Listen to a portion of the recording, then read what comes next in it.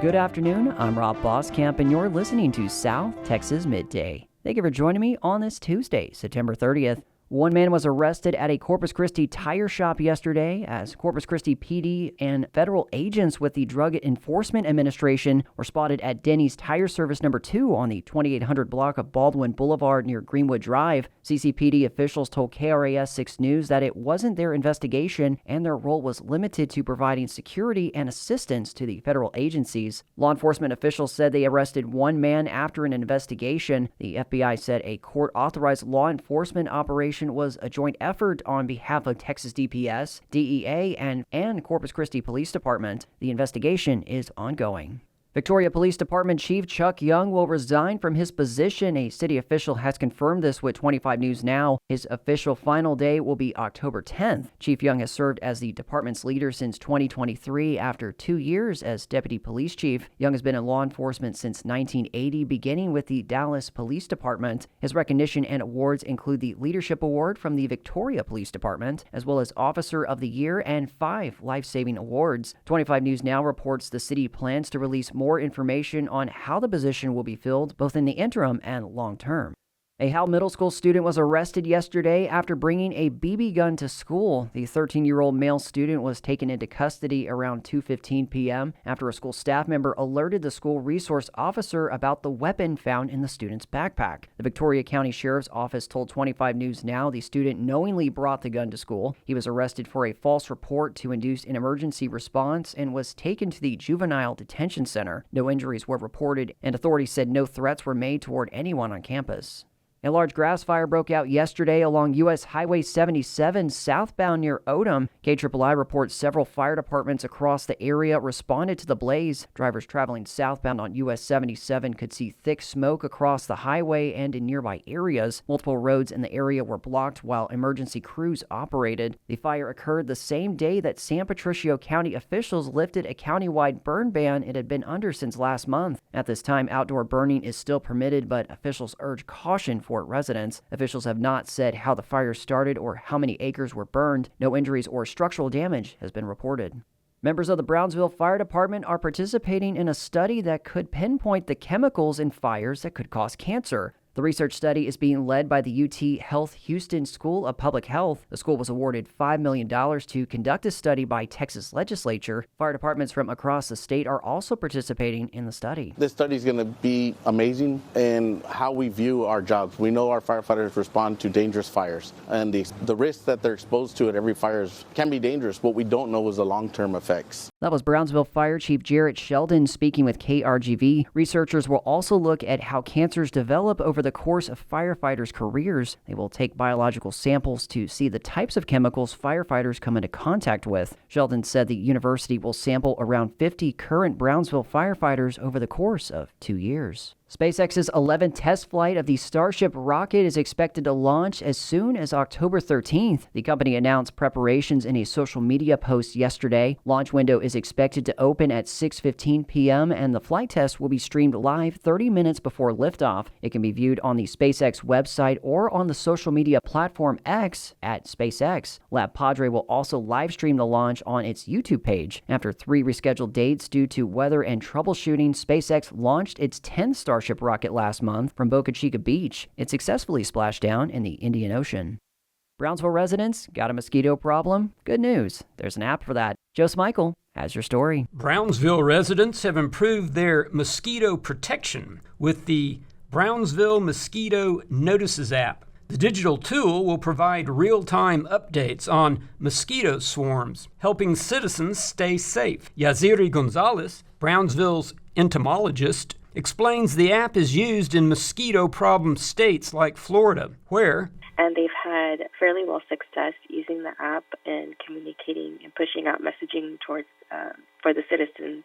And so we wanted something like that, right? Because we wanted citizens to feel connected to us and not just when they absolutely need us when the mosquito situation is really bad, but we want them to know that we're here for them and that we're out there mitigating mosquito populations. And so how this happened, we got this software through a company called Frontier Precision, And we have already worked with them for a couple of years now. They're the ones we actually use to map all of our adulticide treatments throughout the city, so it does a GPS of where we've treated.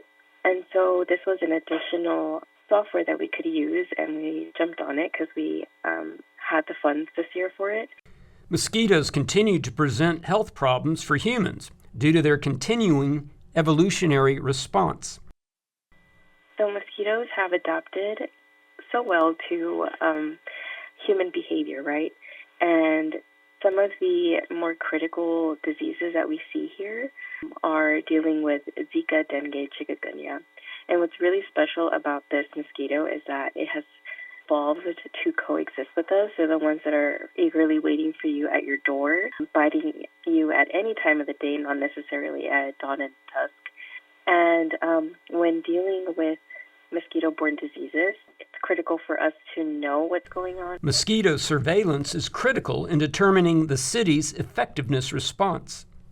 When we do our surveillance, it's not just setting out and seeing how many mosquitoes we have. We have to also look at the species, right? Because we want to make sure that all of our mitigation practices are tailored for each species, because each species has different flight behavior, flight distance, host preference, and feeding habits. There's mosquito that transmits malaria is a rural mosquito. It's not commonly found in urban areas. And mosquitoes that transmit, again, Zika, dengue, chikungunya are found in more urban areas, and also those that transmit West Nile, Eastern Equine, and St. Louis encephalitis. They're found in more mid-urban, rural areas. So it's just their biting preference, right? Like if those that like to bite humans will live closer to humans. Aedes, which transmits dengue, Zika, and chikungunya. The app will help with additional city cleanup, and one of its main features is it's user-friendly. This is Joe Smikle, KEDT News. Texas Agriculture Commissioner Sid Miller is supporting an effort to revive cane sugar refining in the state. Texas Public Radio's Maria Navarro explains. The state's last sugar mill, Rio Grande Valley Sugar Growers, Inc., closed last year following persistent water shortages under the 1944 water treaty between the U.S. and Mexico. The shutdown impacted 1,100 to 2,900 total jobs. Santa Rosa LLC announced it'll sign a purchase agreement to acquire the assets of the closed mill. Miller says the acquisition could revive over 130 sugar farms across the Rio Grande Valley. The revival effort by Santa Rosa Sugar will be conducted over 4 phases, beginning with rebuilding the supply chain. I'm Maria Navarro in San Antonio. The Texas Education Agency says it's received more than 350 complaints against teachers and staff for comments made after the killing of conservative activist Charlie Kirk. As the Texas Newsroom's Lucio Vasquez reports, some educators have already been fired. Texas education officials say the 351 complaints do not represent separate educators and that all complaints are still under review. But some school districts have already acted on their own. Teachers in Houston, Dallas, Midland, and elsewhere in the state have already been fired. They all reportedly made comments about the assassination of Charlie Kirk earlier this month. College students are also facing disciplinary actions. Students at Texas Tech and Texas State are no longer enrolled after mocking Kirk's death on campus. I'm Lucio Vasquez in Houston. New data finds the number of individuals with criminal convictions detained by U.S. Immigration and Customs Enforcement has dropped amid rising total detentions. Texas Public Radio has the details. Data analyzed by the Transactional Records Access Clearinghouse finds ICE held just under 60,000 people in detention facilities as of mid-September. 71% of those individuals have no criminal convictions. Many of those convicted committed minor offenses, including traffic violations. The Trump administration has said it would target violent criminals as part of ongoing increased immigration enforcement efforts. Track also finds immigration arrests, detentions, and removals are all up. I'm Maria Navarro in San Antonio. The 5th annual Knockout Breast Cancer Boxing Match will be this Saturday at Whataburger Field. It is presented by the CC Christian Warriors Boxing Club. The event raises support for breast cancer fighters and survivors. Start time is 7 p.m. with ballpark gates opening at 6 p.m.